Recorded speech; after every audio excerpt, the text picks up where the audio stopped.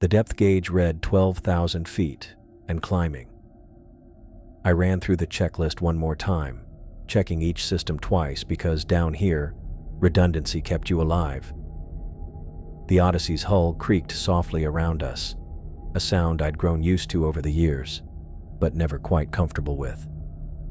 "Sonars, looking good," Olivia said from the co-pilot seat, her fingers dancing across the control panel. "I'm getting clean readings on the trench walls." The radio crackled to life. Victoria's voice came through clear and confident from the Hades.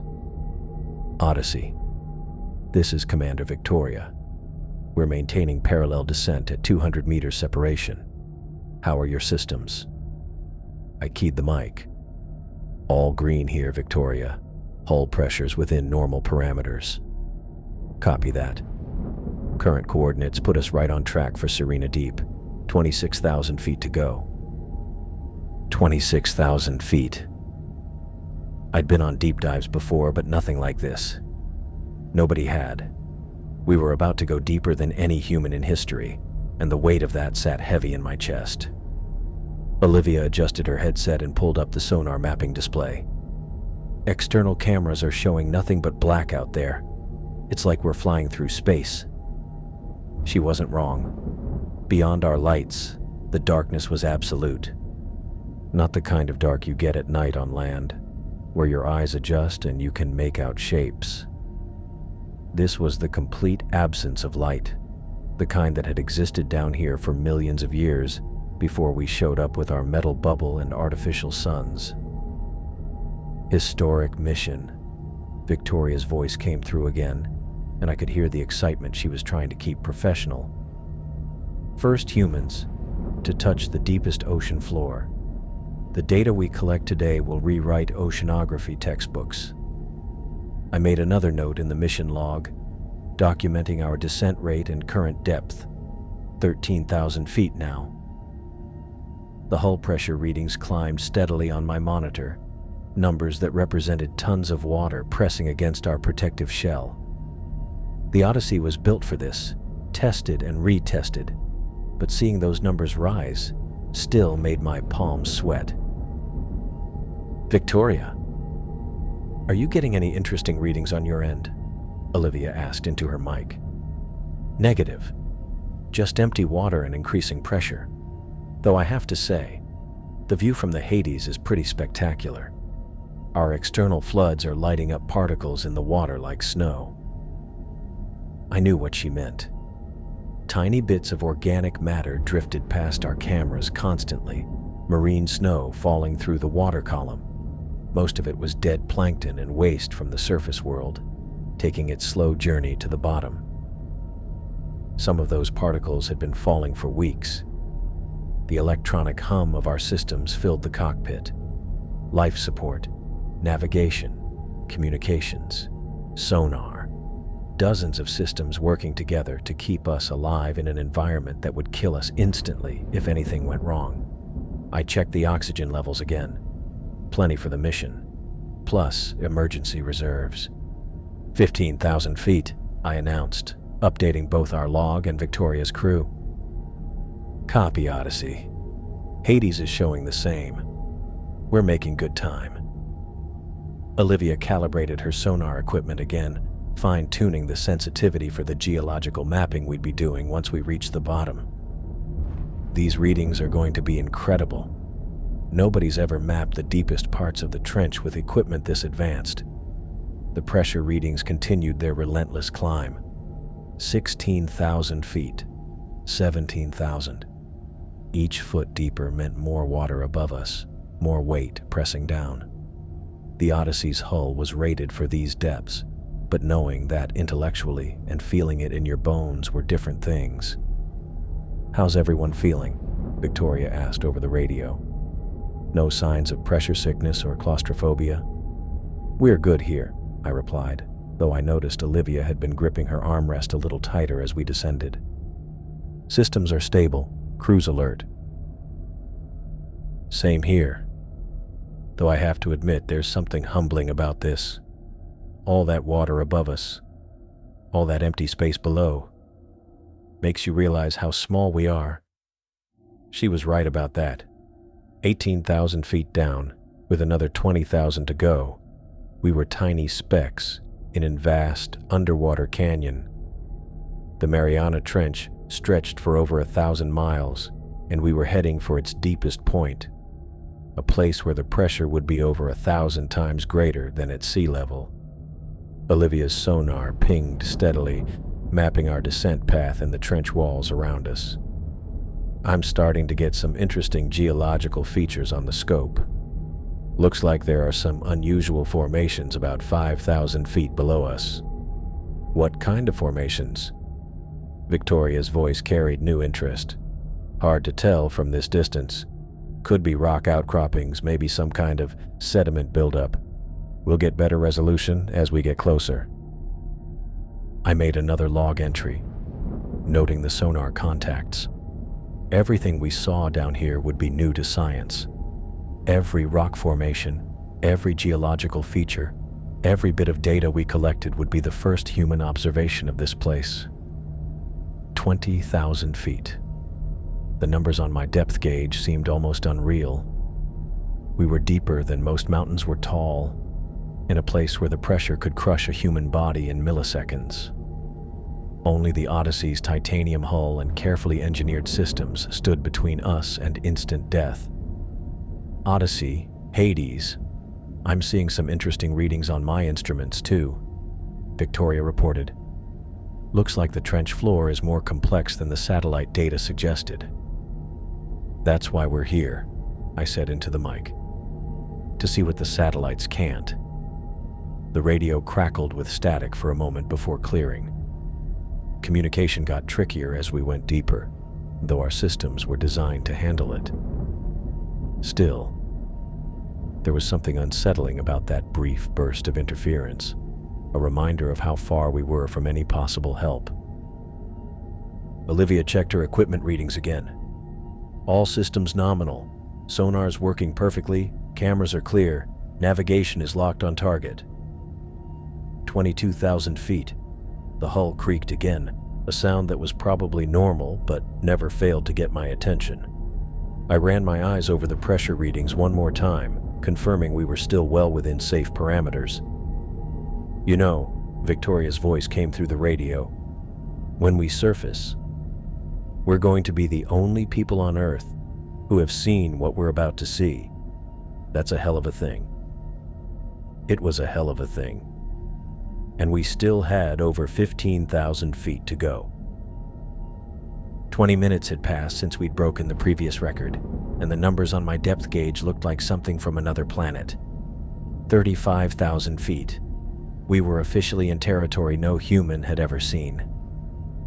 Odyssey. Hades here. Victoria's voice crackled through the radio, barely containing her excitement.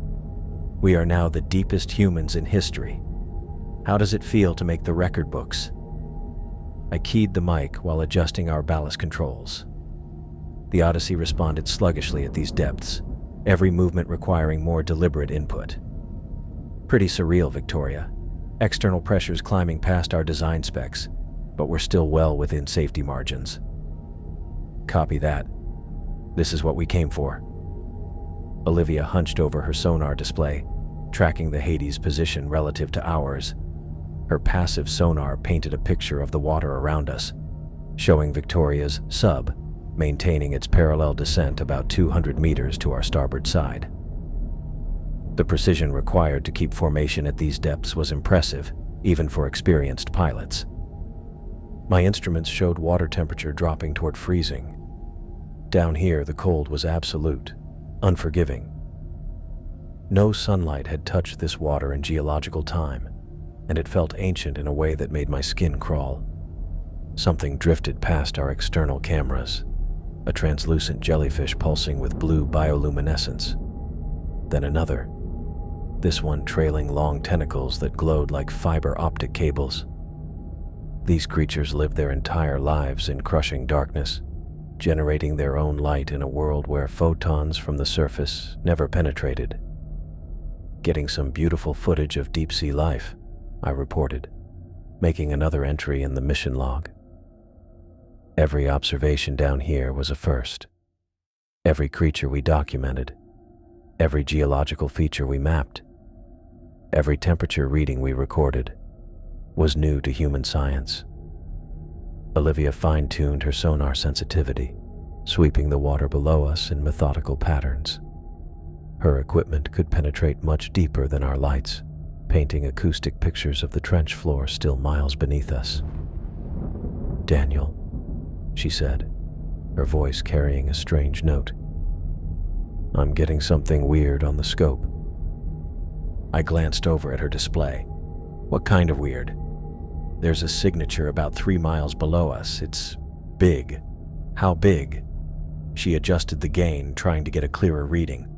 "Really big, and it's moving." I leaned over to look at her screen. The sonar return showed a long, undulating shape near the bottom of the trench. As we watched, it shifted position with slow, rhythmic movements. "Could be a geological feature," I suggested. "Maybe some kind of sediment flow or underwater current." "No, look at the pattern."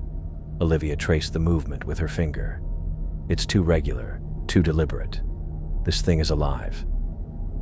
The shape on her screen moved again, a serpentine motion that covered hundreds of meters. Whatever was down there, it was massive beyond anything in the biology textbooks. I grabbed the radio. "Victoria, are you seeing this? Olivia's got something interesting on sonar." "Negative, Odyssey. What are you tracking?" "Large biological signature, approximately 3 miles below our current position. Movement pattern suggests it's alive." Static filled the channel for a moment before Victoria's voice came back, sharp with interest. "How large are we talking?" Olivia checked her readings again, calibrating the scale to make sure she wasn't misreading the data. "At least several hundred meters in length. Maybe more. The resolution gets fuzzy at this range." "Several hundred meters?" Victoria's excitement was obvious even through the radio interference. "That would make it the largest living creature ever documented. Can you get more detailed readings?" I watched the sonar signature continue its slow, undulating movement along the trench floor. The pattern was hypnotic, almost rhythmic, like breathing or swimming motion slowed down to geological time. "I think we should maintain our current descent path," I said into the mic. "Observe from a safe distance. See what we can learn without disturbing it." "Agreed," Olivia said, her eyes fixed on the display. "Whatever this thing is, it's been down there a long time. We don't want to spook it." The creature, and I was becoming convinced it was a creature, continued its slow movement across the bottom of the deepest place on Earth. Every few minutes, it would shift position, covering distances that would take us several minutes to traverse in the Odyssey. "This is incredible," I murmured, updating the mission log with our discovery. "We're looking at something that's probably never been seen by human eyes." Olivia nodded, her fingers dancing across the sonar controls to maintain tracking. "The size readings are consistent. This thing is enormous. It makes blue whales look like minnows." The radio crackled again. "Odyssey, I want those detailed readings as soon as possible. This could be the discovery of the century." I stared at the sonar display, watching the massive signature continue its ancient dance in the crushing darkness below. Whatever was down there had been living in this abyss for who knew how long, in a world of absolute cold and pressure that would kill any surface creature instantly. "Copy, Victoria. We'll keep tracking and see what else we can learn." The numbers on my depth gauge continued climbing as we descended toward our historic encounter with something that shouldn't exist. I keyed the mic, keeping my voice steady, despite the knot forming in my stomach. "Victoria, I recommend we maintain passive observation only. We don't know how this thing might react to active scanning." "Negative, Odyssey." Her response came back sharp and immediate. "We need precise measurements and species identification. This is the discovery of the century, and I'm not going back to the surface with fuzzy sonar readings." Olivia glanced at me, her fingers still tracking the massive signature on her display. The thing continued its slow, hypnotic movement along the trench floor, completely unaware of our presence 3 miles above. "Victoria, listen," I said into the radio. "We're dealing with an unknown species that survived at crushing depths for who knows how long. Aggressive scanning could be interpreted as a threat." Static crackled through the channel before her voice returned, carrying that tone I'd heard from military officers before, the one that meant the discussion was over. "Daniel, I appreciate your caution, but my training qualifies me to make tactical decisions about potential threats. We're going active." "That's not what I'm suggesting. Hades is switching to active sonar array. Stand by for detailed readings." I looked over at Olivia, who was watching her screen with growing anxiety. The creature's signature pulsed slowly on her display, its movements still following that same rhythmic pattern. Whatever was down there had been undisturbed for longer than human civilization had existed. "Victoria, please reconsider. We don't need active scanning to activating high-powered array now. This should give us everything we need." The radio went quiet, except for the background hum of electronics. I checked my depth gauge. 38,000 feet. We were deeper than any humans in history, about to make contact with something that had never encountered our species. Olivia's hands tightened on her controls. "Daniel, I don't like this. The signature's been stable for the past 20 minutes. Why risk changing that?" Before I could respond, the water around us filled with the concentrated pulse of Victoria's active sonar. The sound was different from our passive systems, harder, more aggressive, like a shout in a library. The acoustic wave raced downward through the crushing darkness toward the massive shape on Olivia's screen. For a moment, everything remained calm. The creature's signature held its position, continuing the same slow movement pattern we'd been observing. Then Olivia screamed. Her sonar display erupted in chaos. The massive signature vanished from its position near the bottom and reappeared as a streak of movement racing upward at impossible speed. The scale of the movement was beyond anything I'd ever seen. Hundreds of meters covered in seconds. "Victoria!" I shouted into the mic. "Victoria, respond!" Her voice came through the channel, but the confidence was gone, replaced by something I'd never heard from her before. Pure terror. "What the hell is..." The transmission cut off, replaced by a sound that made my blood freeze. Metal groaning under pressure, but not the slow creaking we were used to. This was the rapid, violent sound of a hull being crushed like a tin can. "Victoria!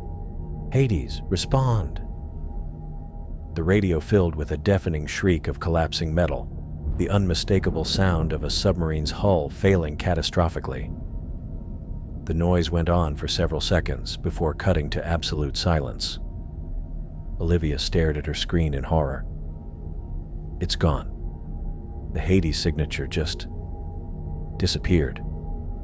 I grabbed the radio with shaking hands. "Victoria! Victoria, please respond." Nothing but static answered me back. The sonar display showed empty water where the Hades should have been, and somewhere in the darkness below us, something massive was moving with purpose and terrible speed. I stared in horror as our long-range cameras caught fragments of something impossible. The Hades was there on the screen, but it wasn't alone.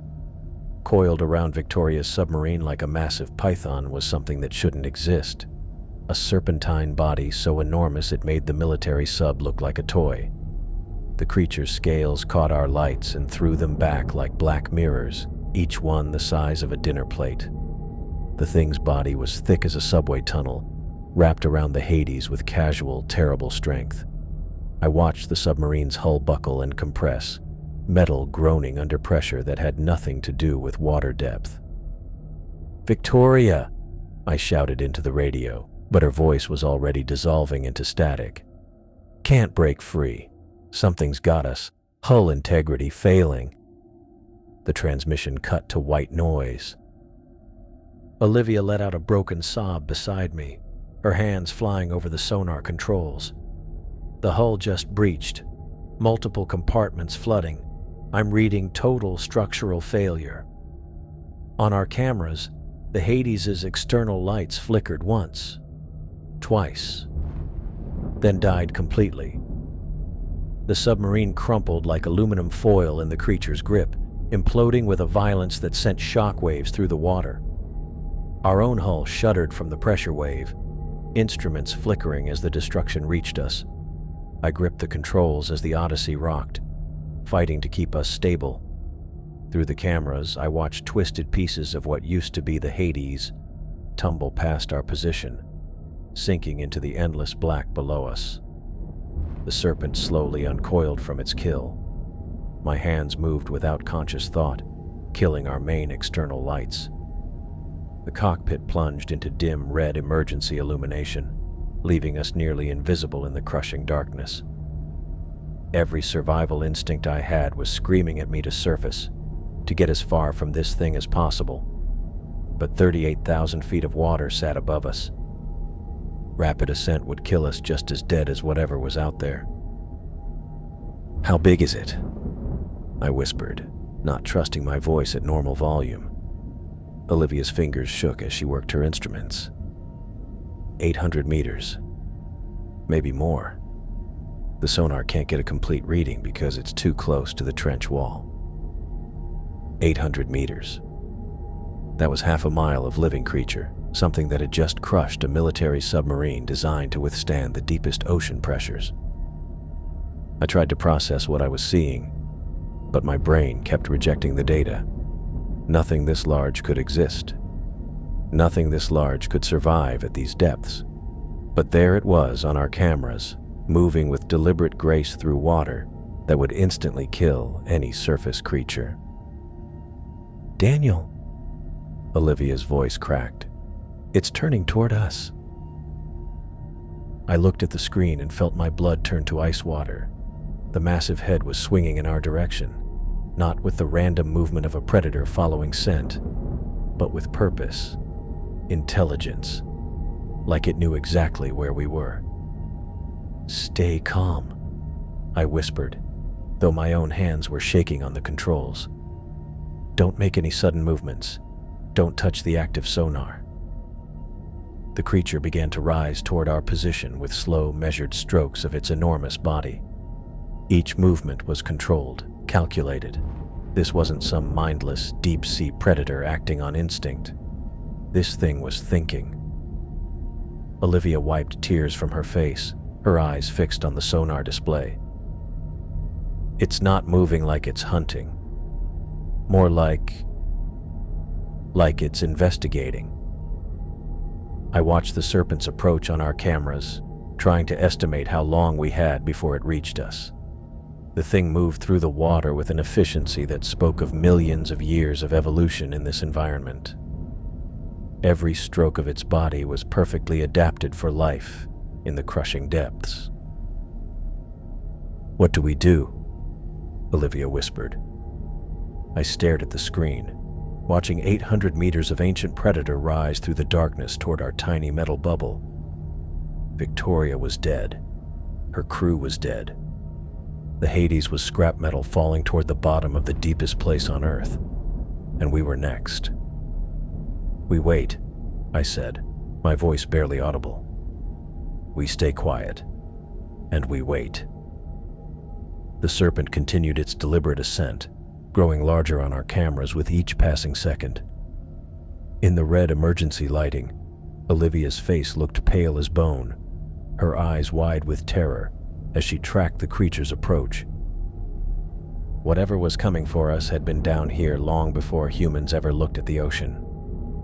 It had survived in crushing darkness and pressure that would kill us instantly. It had just destroyed the most advanced deep-sea vehicle ever built, like it was nothing more than an annoyance. And now it was coming to see what we were made of. The serpent's massive head filled our entire viewport, blocking out everything else in the universe. I couldn't move, couldn't breathe, couldn't do anything except stare as this impossible thing positioned itself directly in front of our cockpit, with movements that were too precise, too deliberate for something that size. A single eye aligned perfectly with our viewing window. It was the size of a compact car, maybe bigger, glowing with swirling patterns of blue and gold that moved like living galaxies beneath the surface. The bioluminescence pulsed in slow waves, creating depths within depths that seemed to go on forever. I tried to look away and found I couldn't. The patterns were hypnotic, drawing me in like I was falling into them. Olivia pressed herself back against her seat, a broken whimper escaping her throat. Her hands gripped the armrests so tight her knuckles had gone white. But she couldn't look away either. None of our training had prepared us for this. Nothing could have prepared us for this. The eye studied us through the transparent barrier, and I felt something I'd never experienced before. The weight of truly ancient intelligence. Not just old, but ancient in a way that made human civilization feel like a brief flicker. This thing had been here when the continents were still forming, when the first primitive cells were learning to divide in primordial oceans. The luminous depths seemed to contain entire galaxies of moving light, spiraling patterns that shifted and changed as I watched. Blue fire traced along golden veins, creating constellations that formed and dissolved in endless cycles. It was beautiful in a way that hurt to look at, like staring directly into something my brain wasn't equipped to process. No malice came from the creature. That was the strangest part. I'd expected rage, hunger, territorial aggression, something I could understand. Instead, there was only curiosity, assessment, like it was trying to figure out what we were, what we wanted, whether we belonged here. Olivia's breathing came in short, panicked gasps beside me. "Daniel," she whispered, her voice barely audible. "What is it doing?" I couldn't answer, couldn't form words. This wasn't some mindless deep-sea predator acting on instinct. This was something infinitely older and more intelligent than anything science had ever imagined. The eye moved slightly, tracking from me to Olivia and back again, and I realized we were being evaluated by something that had witnessed the planet's formation. The serpent remained perfectly motionless except for that slow tracking movement. Its massive form blocked out all external light, leaving us in a bubble of bioluminescent glow that painted everything in shifting blues and golds. The creature's presence filled the water around us, a weight that had nothing to do with physical mass. Olivia's sonar equipment registered something that made her gasp. "Its heartbeat," she whispered, staring at her instruments. "I'm picking up its heartbeat." I glanced at her display and saw the readings. Slow, powerful pulses that vibrated through the water like distant thunder. Each beat was separated by long seconds, the rhythm of something that measured time in geological epochs rather than human moments. The eye continued its examination, and I found myself wondering what it saw when it looked at us. Two tiny creatures in a metal shell, invaders from a world of light and air, trespassing in a realm that had been dark and silent for millions of years. We must have seemed impossibly fragile, impossibly brief, like mayflies that lived and died in the span of a single breath. The bioluminescent patterns shifted again, creating new configurations of light that seemed almost like language. Not words, but something deeper than words, older than speech. I felt like I was looking at thoughts made visible, consciousness expressing itself in ways that had nothing to do with sound or symbol. Olivia's whimpering had stopped.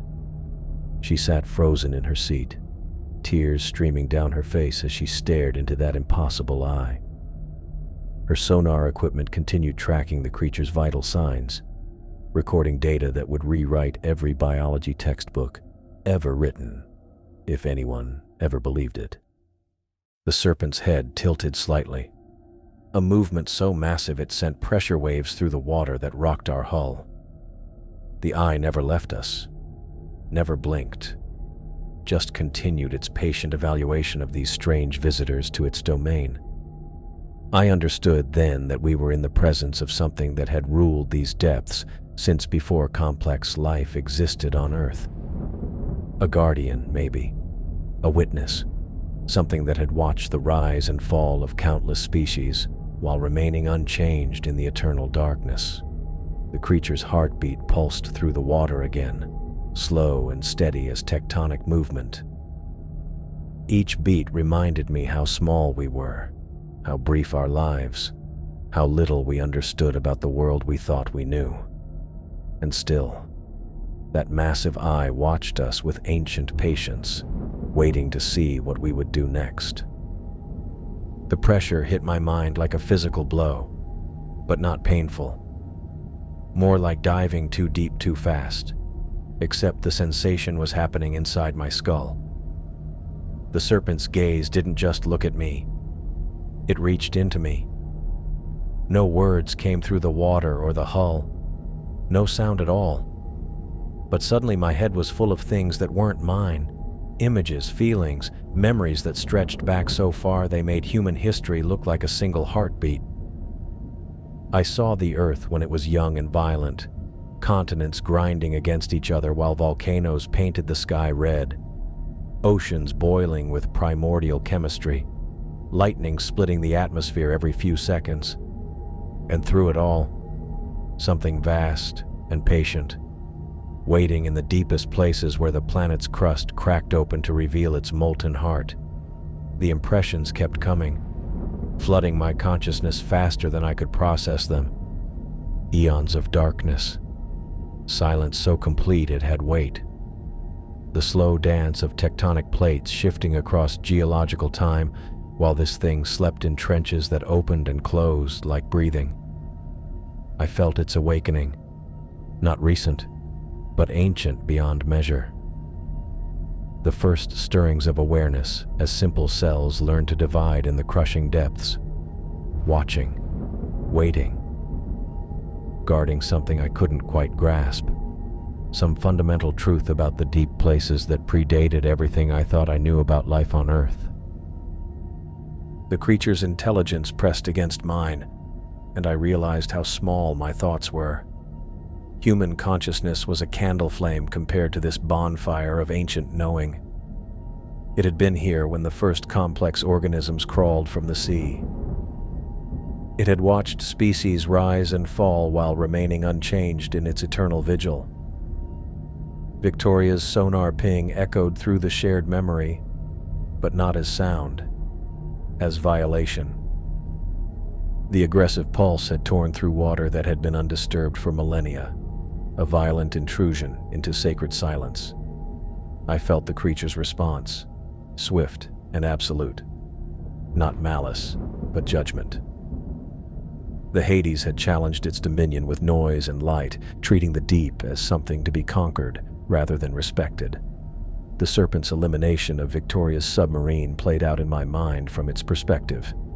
Calculated, necessary, the way a human might swat a wasp that threatened their home. No anger, just the removal of something that didn't belong. But we were different somehow. Our quiet dissent, our passive observation, these had been noted and evaluated. The creature's attention turned to our intentions, weighing our worthiness to witness what no human was meant to see.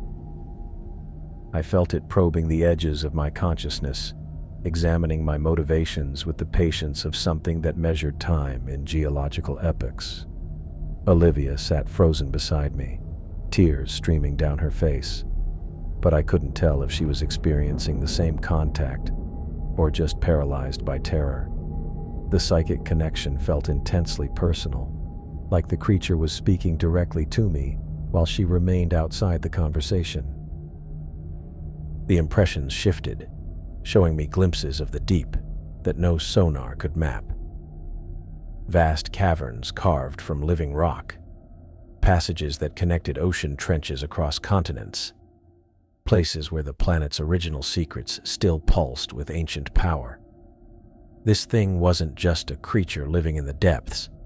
It was the guardian of something fundamental, something that had been hidden since the world began. I understood then that humanity had been trespassing without knowing it. Every deep-sea expedition, every probe sent into the abyssal plains, every attempt to map the ocean floor, we'd been walking through someone else's cathedral, tracking mud across sacred ground. The contact intensified, and I felt the weight of millions of years pressing against my thoughts. The creature had witnessed the birth of consciousness itself, had watched intelligence emerge from chaos and complexity. It knew things about the nature of life that science hadn't even begun to ask questions about. But there was something else in the shared memory, something that made my blood run cold. We weren't the first humans to find this place. Others had come before, in vessels that now lay crushed and forgotten in trenches so deep they might as well be on another planet. The serpent remembered them all, their lights, their noise, their presumption that the deep belonged to them. Most had been eliminated quickly, efficiently, the way Victoria's crew had been destroyed, but a few had been deemed worthy of witness, allowed to see and remember before being sent back to the surface with knowledge that would haunt them forever. The creature's judgment focused on me now, evaluating something I couldn't name. My respect for the unknown, maybe. My willingness to observe rather than conquer. The fact that I'd tried to stop Victoria's aggressive scanning, tried to maintain the reverence this place demanded. Time stretched like taffy during the contact. Seconds felt like hours while the ancient intelligence examined every corner of my consciousness, weighing my worthiness to carry its secrets back to the world above. I felt naked under that scrutiny, every thought and motivation laid bare before something that had perfected the art of judgment across millions of years. The pressure in my mind began to ease, and I realized the creature had reached its decision. We would be allowed to leave. Not because we were harmless, nothing that descended into its domain was truly harmless, but because we had shown the proper respect for forces beyond our understanding. The psychic contact faded gradually, leaving me gasping in my seat as my own thoughts returned to normal size. The serpent's massive eye still filled our viewport, but the overwhelming presence in my mind had withdrawn to a whisper. I looked over at Olivia and saw her staring at me with wide, terrified eyes. She'd felt something, but not the full contact. The creature had chosen to speak with me alone, marking me as the one who would carry its message back to the surface world. The message was simple and terrible. The deep places were not ours to explore. They belonged to something infinitely older, infinitely more powerful than humanity.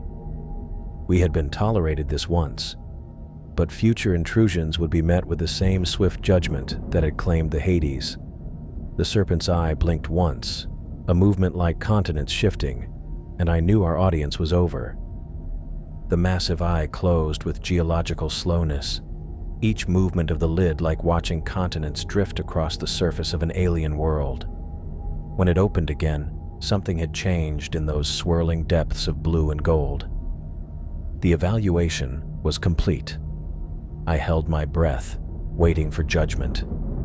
The serpent's head began to withdraw from our viewport with the same measured precision it had used to approach.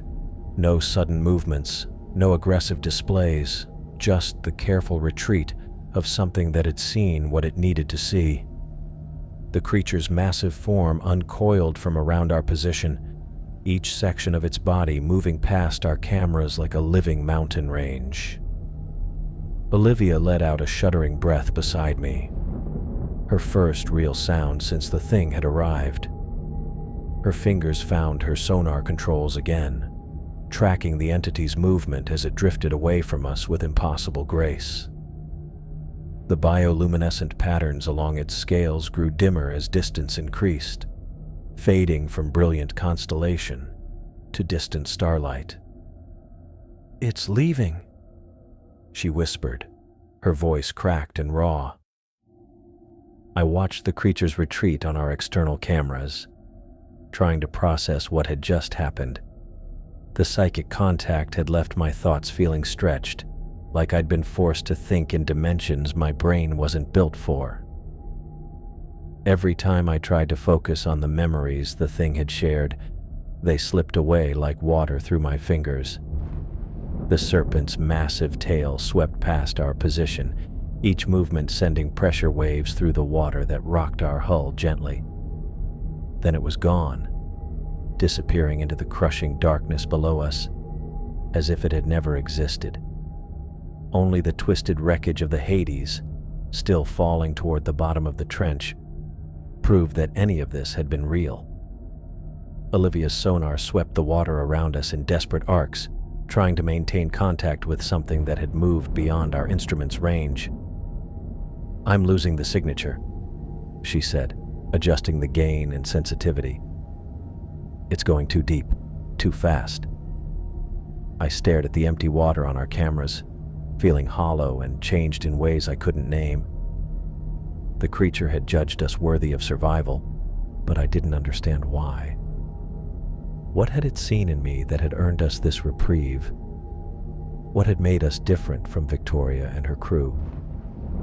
My hands were still locked around the controls, knuckles white from gripping them during the encounter. I forced my fingers to relax, feeling pins and needles as blood flow returned.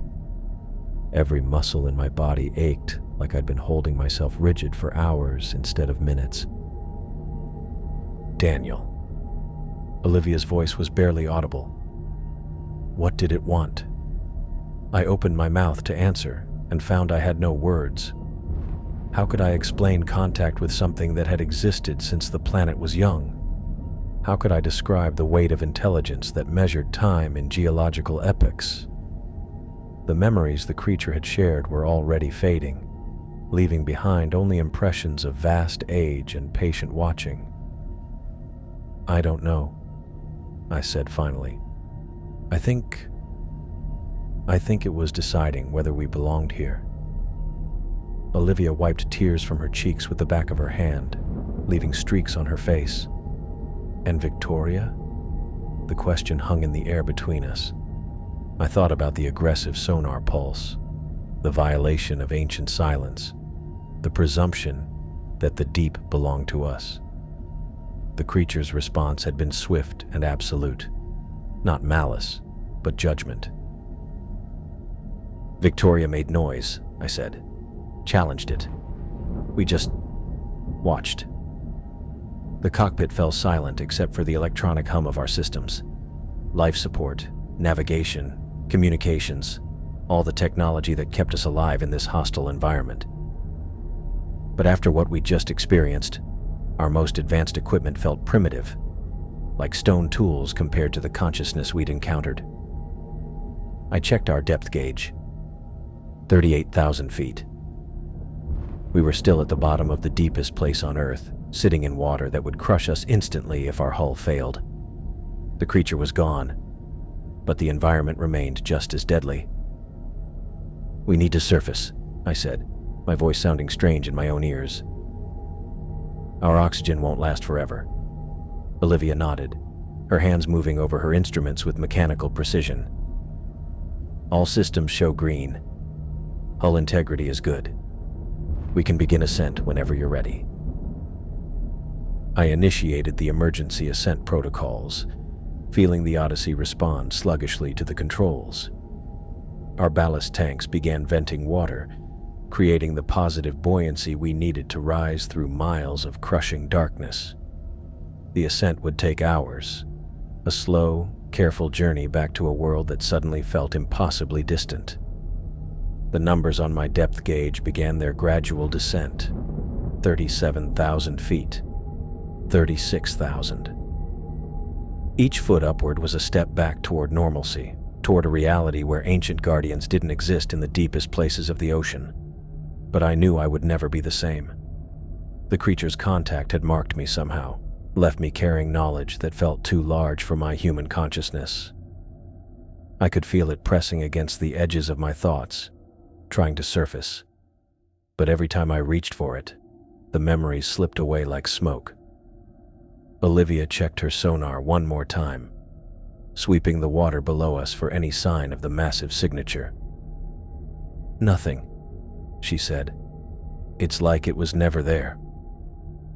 Except for the wreckage of the Hades still falling toward the bottom of the trench. Except for the 3 crew members who would never see the surface again. Except for the footage and data that would prove we'd encountered something that shouldn't exist. The Odyssey continued its slow rise through the crushing darkness, carrying us away. 3 hours of silence stretched between us like a physical weight. The only sounds in the cockpit were the steady hum of life support and the occasional ping from our navigation system. I kept my eyes on the pressure readings, watching the numbers drop with mechanical precision as we climbed through water that grew marginally less crushing with each passing minute. 25,000 feet, still deeper than anything humans had explored before this mission, but it felt like we were racing toward the surface compared to where we'd been. The Odyssey responded better at these depths, her controls more responsive as the water pressure eased its grip on our hull. Olivia hadn't moved from her position in over an hour. She sat hunched over her sonar display, occasionally reaching up to wipe tears from her cheeks with the back of her hand.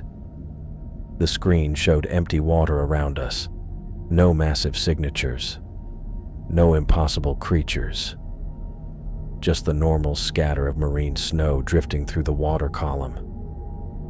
I checked the decompression schedule again, making sure we weren't ascending too quickly. Rapid decompression could kill us just as dead as staying in the deep, and after what we'd witnessed, I wasn't taking any chances with our equipment. Every system had to function perfectly for the next several hours, or we'd join Victoria and her crew at the bottom of the trench. The memory of that massive eye kept surfacing in my thoughts, along with fragments of the psychic contact that felt too large for my brain to hold. Every time I tried to focus on what the creature had shown me, the images slipped away like water through my fingers. But the feeling remained. The weight of ancient intelligence. The sense that I'd been fundamentally changed by something beyond human comprehension. My hands moved over the controls automatically, adjusting our ascent rate and monitoring hull stress.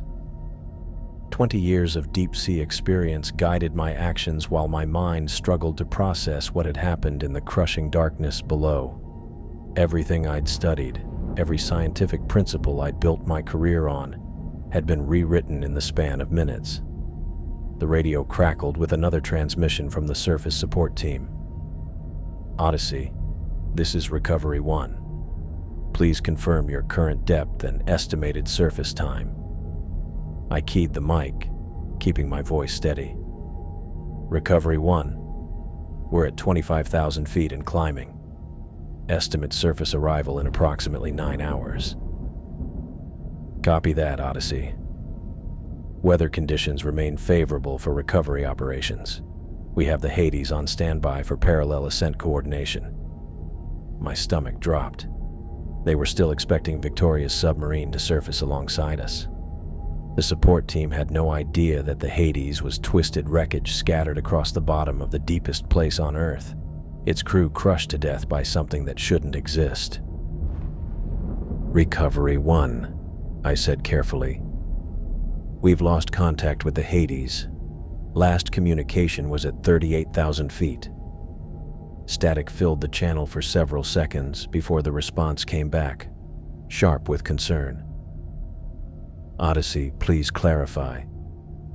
Are you reporting a communication failure or actual loss of the vessel?" I looked over at Olivia, who had turned to watch me with hollow eyes. How could I explain what had happened? How could I tell them that an ancient guardian of the deep had judged Victoria's crew unworthy and eliminated them with casual efficiency? Recovery 1, the Hades suffered catastrophic hull failure. No survivors. The radio went silent except for background static. I could imagine the chaos erupting on the surface as mission commanders tried to process the loss of their most advanced submarine and its entire crew. They'd been expecting a routine scientific achievement, a historic first descent that would make headlines around the world. Instead, they were getting a disaster that would raise questions nobody was prepared to answer. Olivia finally spoke, her voice barely above a whisper. "Do you think anyone will believe us?" I adjusted our ballast controls, buying time to consider her question. The truth was impossible. An 800-meter serpent that had existed since the planet was young, possessing intelligence that made human consciousness look primitive by comparison. Even with our footage and sonar data, even with the wreckage of the Hades as evidence, the story sounded like something from a nightmare. "I don't know," I said honestly. "The footage might help, but they'll say it was equipment malfunction," Olivia finished. "Pressure-induced hallucination. Trauma from watching the Hades implode." She was probably right. Extreme depth psychology was a recognized phenomenon. The human mind could create elaborate fantasies when subjected to crushing pressure and isolation. Our testimony would be dismissed as the product of stress and grief, explained away by experts who had never descended past a few thousand feet. The radio crackled again. "Odyssey, this is Mission Commander Reynolds. We need detailed information about the Hades incident immediately." I keyed the mic, knowing this was just the beginning of what would be hours of questioning. "Commander, we encountered an unknown biological entity at maximum depth. The creature attacked and destroyed the Hades before we could take evasive action." "Biological entity? Odyssey, please clarify the nature of this creature." How could I describe something that defied every law of biology? How could I explain the psychic contact, the ancient memories, the sense of being evaluated by intelligence that had witnessed the birth of complex life on Earth? "Serpentine in nature, approximately 800 meters in length, demonstrated aggressive territorial behavior when subjected to active sonar scanning." The silence stretched longer this time. I could picture Reynolds and his team exchanging glances, wondering if the pressure had finally gotten to us. Two experienced deep-sea researchers claiming they'd encountered a sea monster at the bottom of the world. "Odyssey, maintain current ascent rate and prepare for immediate medical evaluation upon surface recovery. All mission data will be secured for analysis." Secured. That was military speak for confiscated. Our footage, our sonar readings, our equipment logs, everything that might prove what we'd witnessed would disappear into classified files. The truth would be buried under layers of official explanations and national security protocols.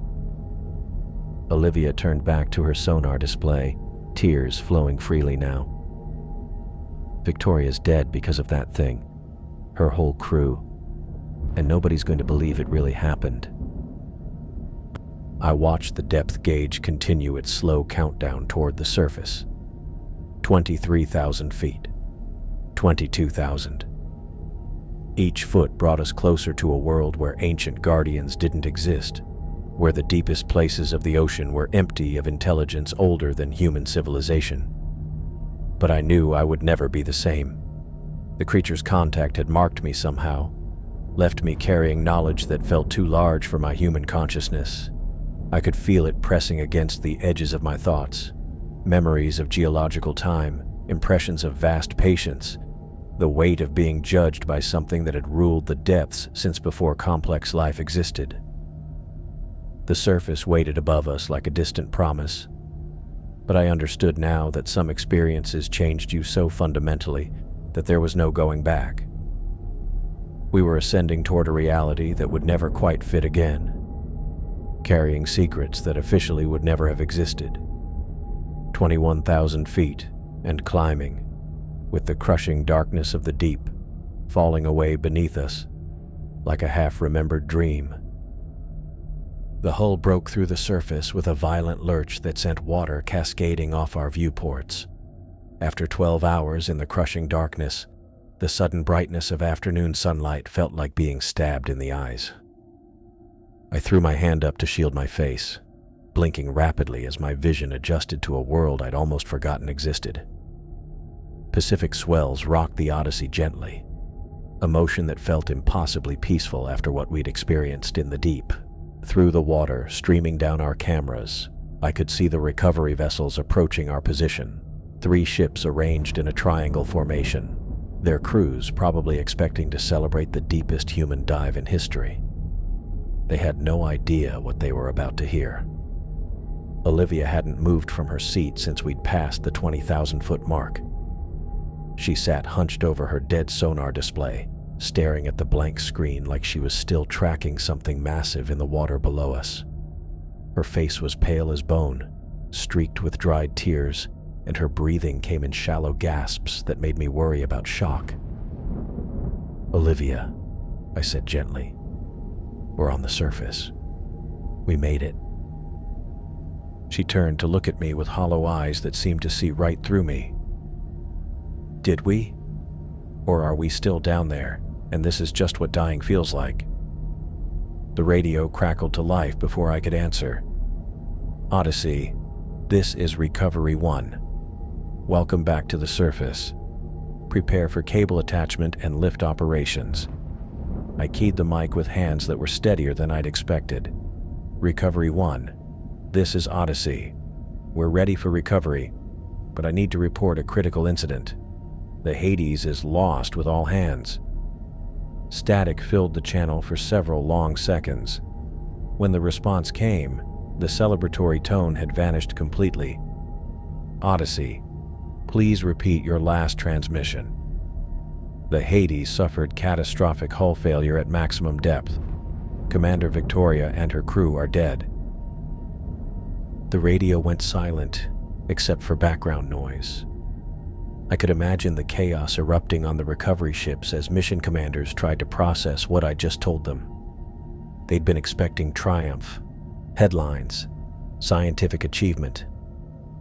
Instead, they were getting the worst deep-sea disaster in history. Recovery divers splashed into the water around us, their movements efficient and professional despite the bombshell I'd just dropped. Heavy cables thudded against our hull as they attached the lifting gear, each impact vibrating through the Odyssey's frame. The familiar sounds of surface operations felt surreal after the absolute silence of the deep. "Odyssey, this is Mission Commander Reynolds." A new voice came through the radio, sharp with authority. "Maintain radio silence until you're aboard the research vessel. Medical teams are standing by." I watched through our cameras as the crane on the primary recovery ship swung into position.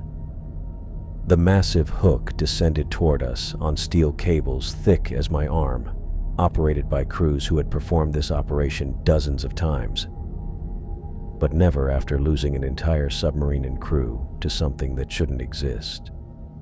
The lift began with a mechanical whine that I felt through the hull. Water streamed off our viewports as we rose from the Pacific swells, leaving behind the surface of an ocean that concealed secrets no human was meant to discover. The afternoon sun painted everything in golden light that seemed impossibly bright after the bioluminescent glow of the serpent's eye. Olivia finally spoke as we swung over the deck of the research vessel. "They're not going to believe us." She was probably right.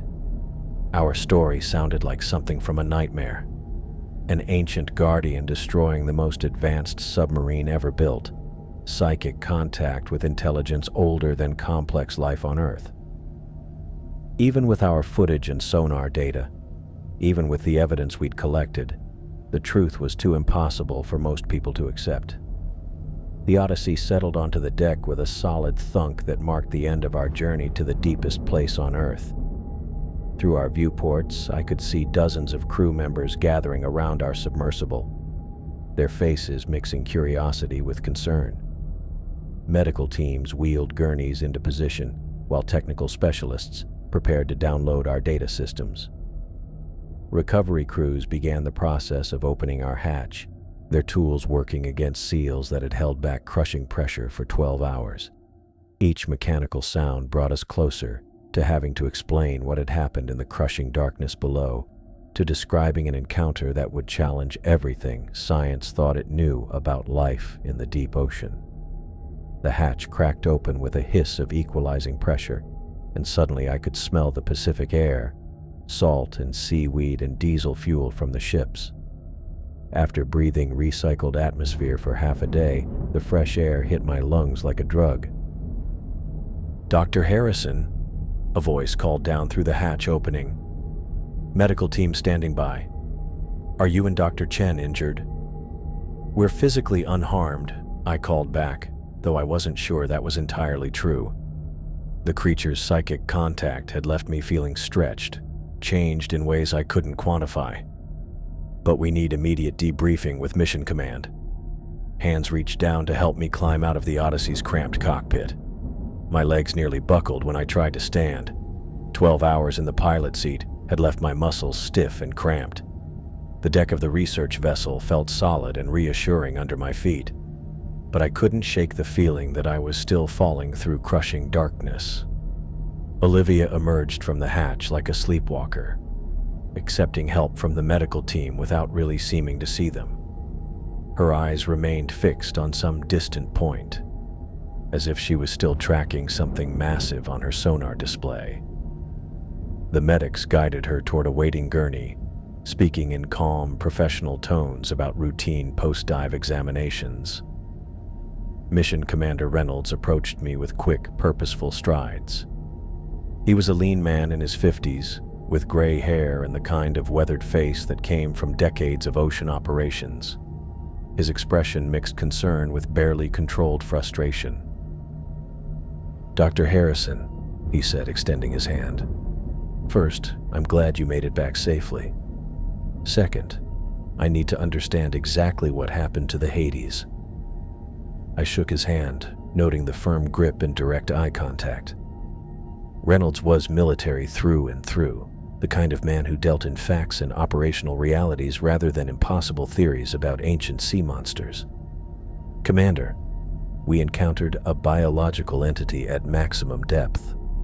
Serpentine in nature, approximately 800 meters in length. It attacked and destroyed the Hades after Commander Victoria initiated active sonar scanning." Reynolds studied my face carefully, looking for signs of decompression sickness or psychological trauma. "Dr. Harrison, I need you to understand how that sounds. An 800-meter sea creature? That's larger than any biological entity known to science." "I understand how it sounds," I said, meeting his gaze steadily. "But our sonar data will confirm everything I'm telling you. Dr. Chen tracked the entity for over an hour before the attack occurred." "We'll certainly examine all your data," Reynolds said, his tone carefully neutral. "But right now, I need you to submit to medical evaluation and preliminary debriefing. There will be more detailed questioning once we've confirmed your physical and mental condition." I nodded, understanding the subtext. They thought the pressure had gotten to us, that we'd suffered some kind of shared hallucination brought on by extreme depth and the stress of the dive. Our testimony would be filtered through assumptions about human psychology under crushing pressure. Medical technicians approached with monitoring equipment, preparing to check us for decompression sickness and other dive-related injuries. But I noticed other figures moving around the Odyssey, men in unmarked uniforms who were already disconnecting our data storage systems and camera equipment. "Commander," I said, watching the technicians work, "I want to ensure that all our recordings and sonar data are preserved exactly as recorded. The evidence of what we encountered is crucial for—" "Dr. Harrison," Reynolds interrupted, his voice carrying new authority. "All mission data will be secured and analyzed by appropriate specialists. Your primary concern right now should be your health and recovery." The word "secured" sent a chill down my spine. I'd worked with military operations before, and I knew what that meant. Our footage, our sonar readings, our equipment logs, everything that might prove what we'd witnessed was about to disappear into classified files. One of the unmarked technicians approached Reynolds and spoke quietly in his ear. The commander's expression didn't change, but I caught him glancing at me with new interest. Whatever they'd found in our preliminary data, it was significant enough to warrant special attention. "Dr. Harrison," Reynolds said, "I'm going to have you escorted to the medical bay for evaluation. Dr. Chen will be examined separately to ensure independent testimony about the incident.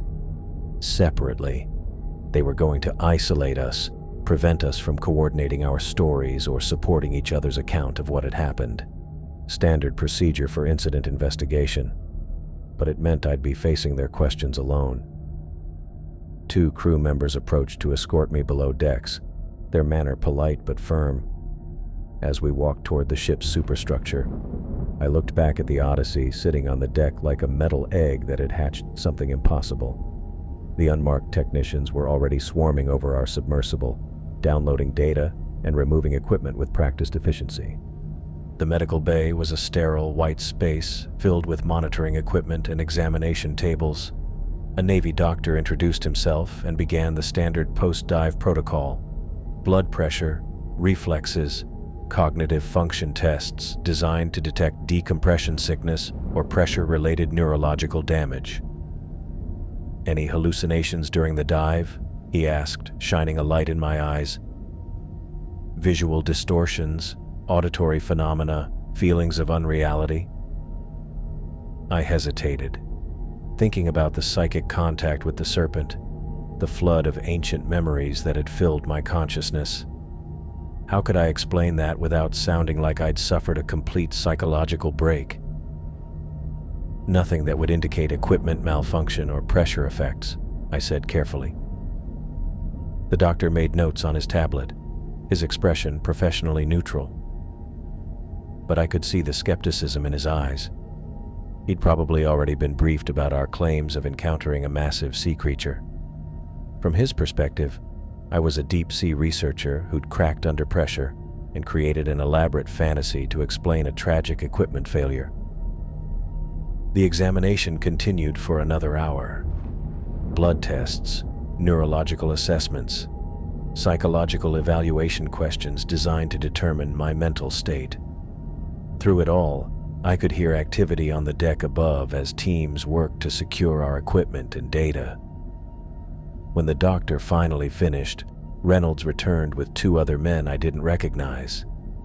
They wore civilian clothes but carried themselves with military bearing, and their eyes held the kind of sharp intelligence that suggested intelligence services rather than regular Navy. "Dr. Harrison," Reynolds said, "these gentlemen need to ask you some questions about the incident. I want you to understand that this conversation is classified under national security protocols." National security. The phrase hit me like a physical blow. Whatever we'd encountered in the deep, whatever evidence we'd collected, it was about to become a state secret. The truth would be buried under layers of official explanations and security classifications. One of the civilians stepped forward, a thin man with gray hair and pale eyes that seemed to see everything. "Dr. Harrison, I'm Agent Morrison. I need you to walk me through exactly what happened during your encounter with this biological entity." I looked around the medical bay, noting how the space had been cleared of unnecessary personnel. Only Reynolds, the 2 agents, and myself remained. Whatever they wanted to discuss, it was sensitive enough to require complete privacy. "Where's Dr. Chen?" I asked. She corroborated everything I reported. Her sonar data clearly shows. "Dr. Chen is being debriefed separately," Morrison interrupted. "Right now, I need to hear your account of the events." I took a deep breath and began describing our encounter with the serpent, watching their faces for any sign of belief or understanding. Morrison took notes on a tablet while his partner remained silent. studying me with the kind of attention that made my skin crawl. When I finished, Morrison set down his tablet and leaned back in his chair. "Dr. Harrison, you're describing an encounter with a creature that violates every known law of biology. Something that size couldn't survive at those depths, couldn't generate the energy needed for the kind of movement you're describing. The sonar data will be analyzed by appropriate specialists," Morrison said firmly. "But I want you to consider an alternative explanation. Extreme depth psychology is a well-documented phenomenon. The human mind can create elaborate hallucinations when subjected to crushing pressure and isolation." There it was, the official explanation they were preparing to sell. Pressure-induced hallucination, shared psychosis brought on by the stress of the deepest dive in human history. Our testimony would be dismissed as the product of minds pushed beyond their limits. "Agent Morrison," I said, keeping my voice steady, "I've been conducting deep-sea research for 20 years. I know the difference between hallucination and reality. What we encountered was real, and the evidence will prove it." Morrison exchanged a glance with his partner before responding. "Dr. Harrison, I need you to understand something. If your account is accurate, if there really is something like what you're describing in the deep ocean, that information has profound implications for national security. Such knowledge would need to be carefully controlled to prevent panic or exploitation by hostile forces." The threat was subtle, but clear. Whether our story was true or false, it was going to be classified. The truth about the ancient guardian would become a state secret, buried in files that would never see public light. "What about Commander Victoria and her crew?" I asked. "They died down there. Don't their families deserve to know what really happened?" "Commander Victoria and her crew will receive full military honors," Reynolds said. "Their sacrifice will be remembered as advancing human knowledge of the deep ocean, but the specific details of the incident must remain classified." I stared at them, understanding finally that this had been decided before they'd even questioned me. The official story was already written. Equipment failure, tragic accident, heroic sacrifice for science. The truth about what ruled the deepest places of Earth would disappear into classified files. Morrison pulled out a tablet and set it on the table between us. "Dr. Harrison, I need you to review and sign these documents. They outline the official account of the incident and your agreement to maintain appropriate security protocols." I looked at the screen, seeing pages of legal text that would bind me to silence about the most significant discovery in human history. Somewhere in those documents was language that would make sharing the truth a federal crime, punishable by imprisonment or worse. "And if I refuse to sign?" Morrison's pale eyes hardened slightly. "Dr. Harrison, you've suffered a traumatic experience that has clearly affected your judgment. Continued insistence on this creature story would seriously damage your scientific credibility. It might even suggest the need for extended psychological evaluation and treatment." The threat was clear now. Sign the documents and accept the official story, or be declared mentally unstable and disappeared into the psychiatric system. My career, my freedom, my ability to ever tell the truth about what we'd encountered, all of it hung on my willingness to participate in the cover-up. I thought about the serpent's massive eye, the ancient intelligence that had judged us worthy of survival. That creature had existed since the planet was young, had witnessed the rise and fall of countless species, while remaining hidden in the crushing depths. Now its existence would become another government secret, filed away with all the other truths too dangerous for public knowledge. The tablet waited on the table between us, its screen glowing with documents that would make the truth officially non-existent. Outside, I could hear the sounds of our equipment being loaded onto trucks, our evidence disappearing into the machinery of national security. Morrison leaned forward slightly. "Dr. Harrison, I need your decision." The secure debriefing room had no windows, just white walls and fluorescent lighting that made everything look sterile and artificial. I'd been escorted here after breakfast by 2 crew members who wouldn't meet my eyes, their silence telling me everything I needed to know about how this conversation was going to go.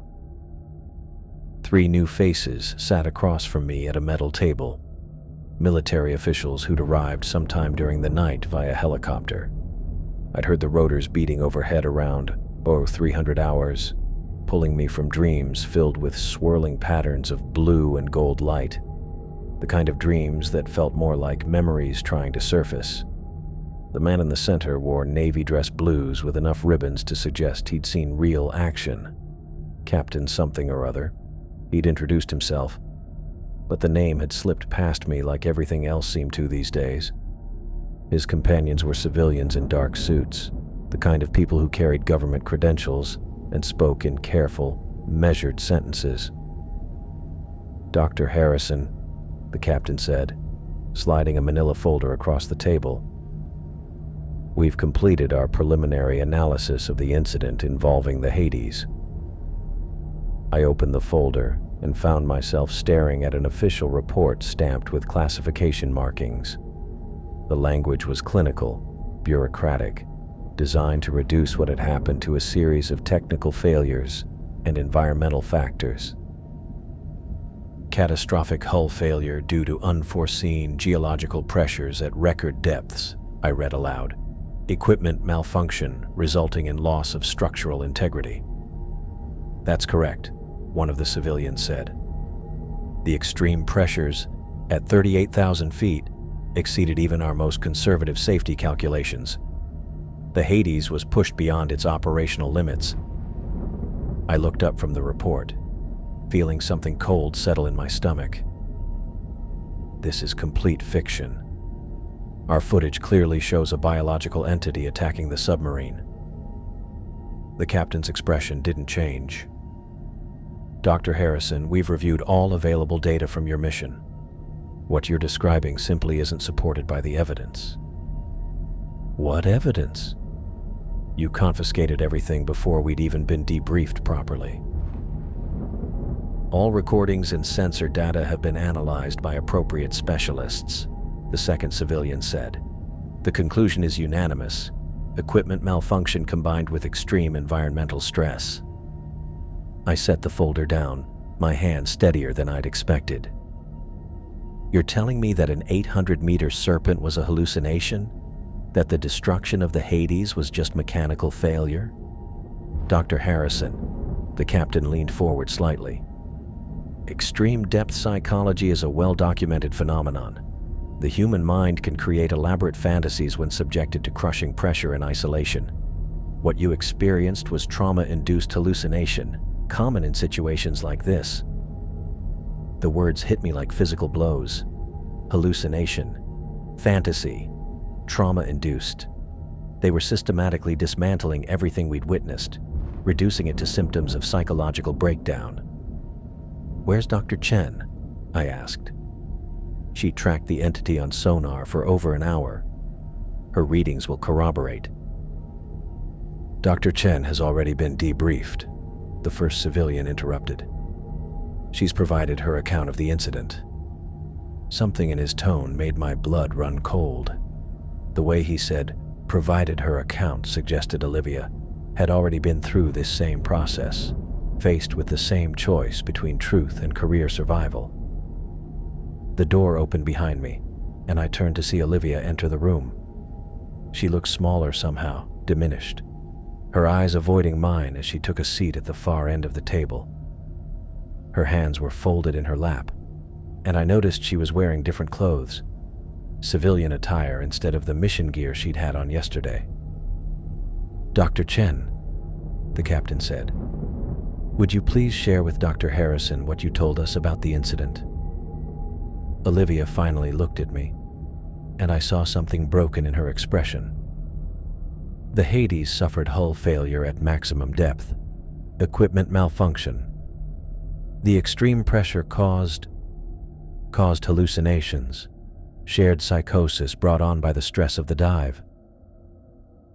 Each word felt like a betrayal, but I could see the fear in her eyes. They'd gotten to her first, presented her with the same impossible choice I was facing now.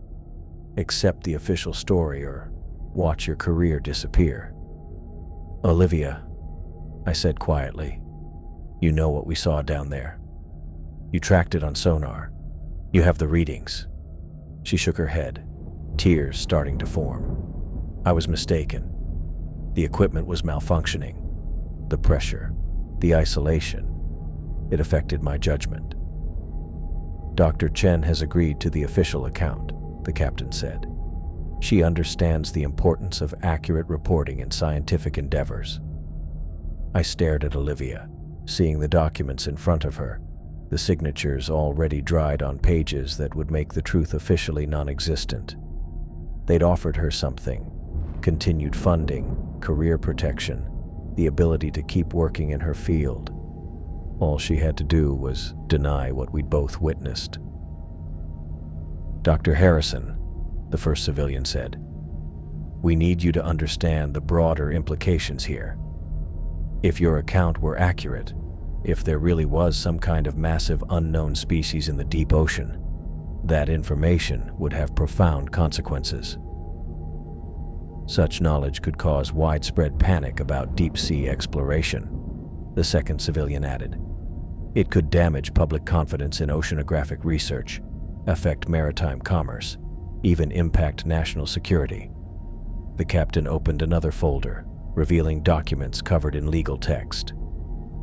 We're prepared to offer you the same consideration we've extended to Dr. Chen: continued research opportunities, full pension benefits, letters of recommendation for future positions. I looked at the papers, understanding what they represented. A comfortable lie in exchange for my silence. The chance to continue my career as long as I never spoke about the most significant discovery in human history. And if I refuse? The room fell silent for a moment. The captain exchanged glances with his companions before responding.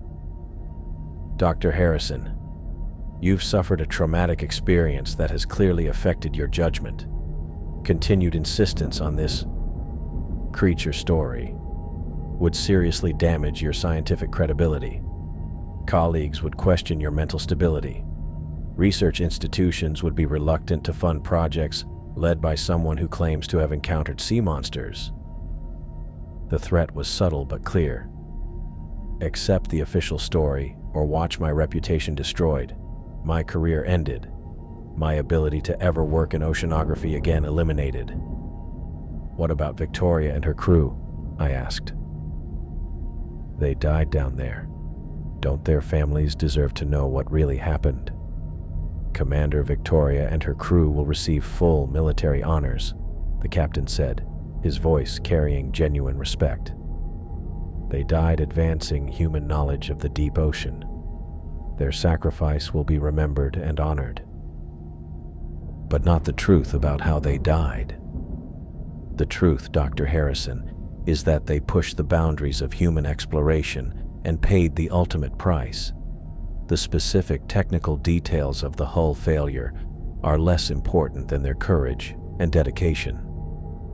I stared at the documents waiting for my signature, pages that would transform the ancient Guardian into equipment malfunction, reduce psychic contact with geological intelligence to pressure-induced hallucination. The serpent's massive eye, the flood of memories spanning millions of years, the weight of being judged by something older than complex life on Earth, all of it would become officially non-existent. Olivia spoke again, her voice barely audible. Daniel, please, just sign the papers. We can't fight this. I looked at her, seeing the defeat in her posture, the way she'd already accepted that some truths were too dangerous to tell. They'd broken her first, used her as an example of what cooperation looked like. Dr. Harrison, the first civilian said, we need your decision. The helicopter that brought us here is scheduled to depart in 30 minutes. We can either take these signed documents back to Washington, or we can begin the process of having you evaluated for psychological fitness. The choice was simple and terrible. Sign the papers and live with the lie, or refuse and face the consequences of challenging forces far more powerful than any deep-sea creature.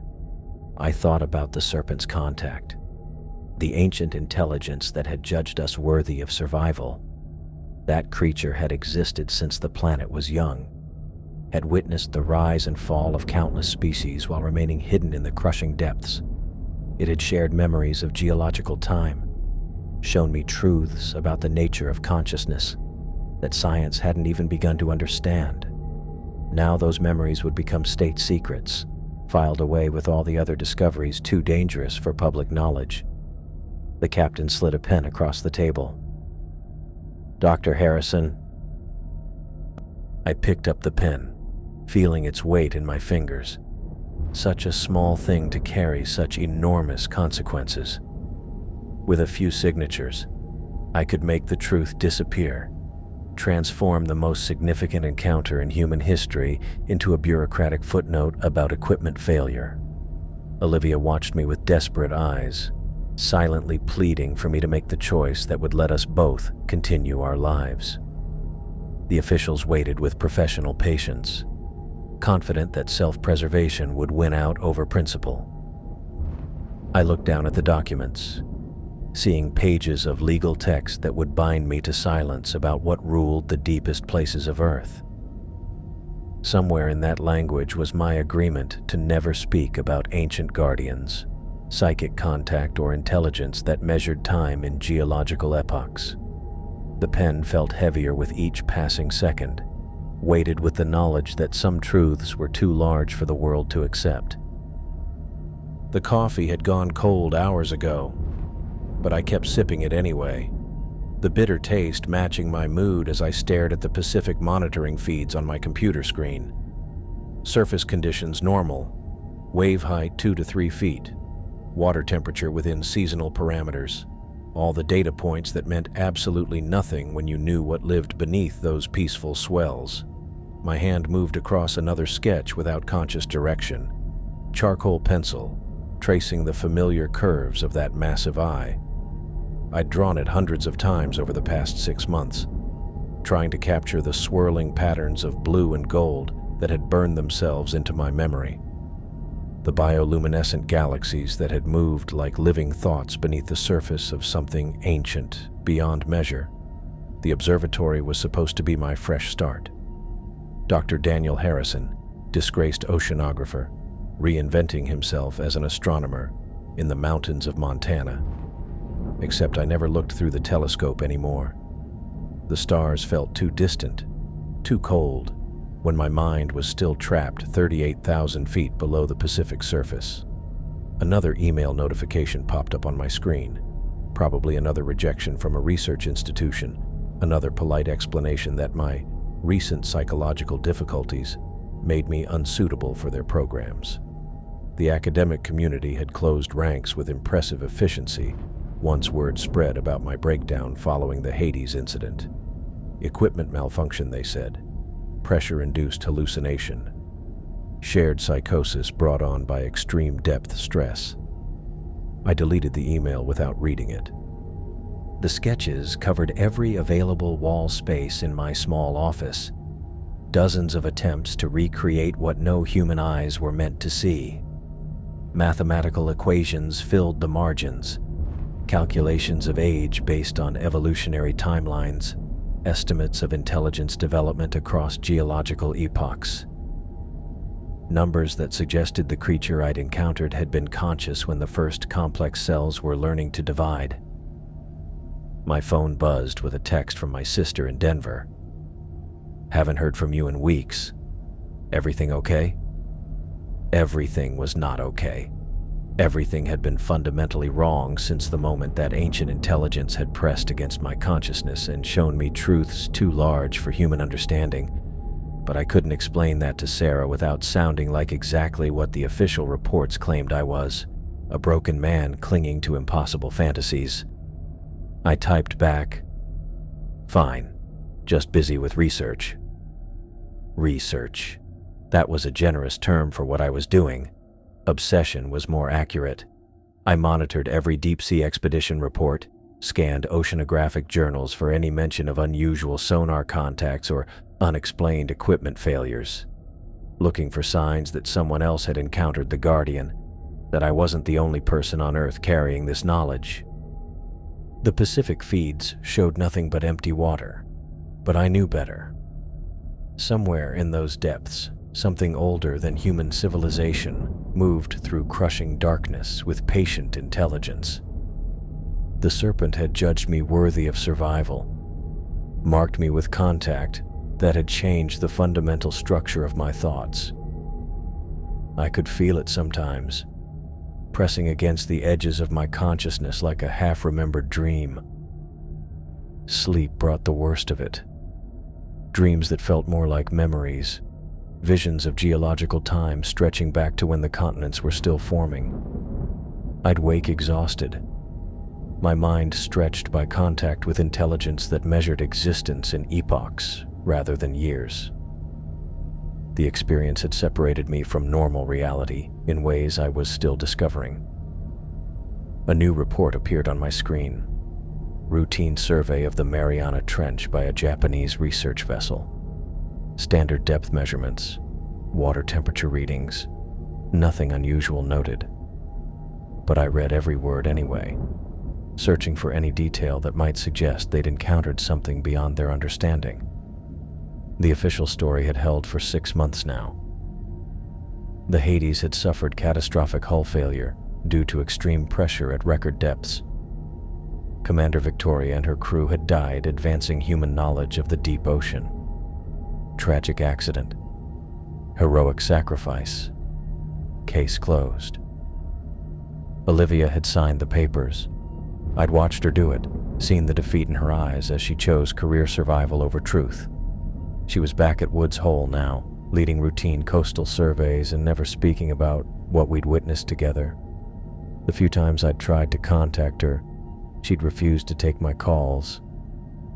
I'd refused to sign. Walked out of that debriefing room carrying the weight of truth that no one wanted to hear. Within a month, my funding had been revoked. Research positions dried up as word spread about my psychological instability. Colleagues who'd respected my work for 20 years suddenly found reasons to avoid my calls. The isolation was supposed to break me, force me to accept their version of reality. Instead, it had given me time to think, to process what had happened in the crushing darkness of the deepest place on Earth. The creature's contact had left me changed in ways that went beyond memory. I could feel its presence sometimes, a whisper of ancient consciousness that reminded me I wasn't alone in carrying this knowledge. My computer chimed with another monitoring alert. Seismic activity detected near the Puerto Rico Trench. Magnitude 3.2. Probably nothing. The ocean floor was constantly shifting, adjusting to pressures that had been building for millions of years. But I made a note anyway, adding it to the growing file of anomalies I'd been tracking. The sketches stared down at me from the walls, dozens of attempts to capture something that existed beyond the normal spectrum of human perception. Each drawing was slightly different, showing new details as my memory processed the encounter. The eye had been more than just an organ of sight. It had been a window into consciousness that predated everything I thought I knew about intelligence. Outside my window, the Montana landscape stretched toward distant mountains under a sky full of stars I no longer bothered to observe. The telescope sat unused in the corner, its lens cap gathering dust. What was the point of studying distant suns when I'd encountered something far more significant right here on Earth? Another Pacific monitoring station updated its readings. All normal, all peaceful. all completely ignorant of what moved in the crushing depths below the reach of their instruments.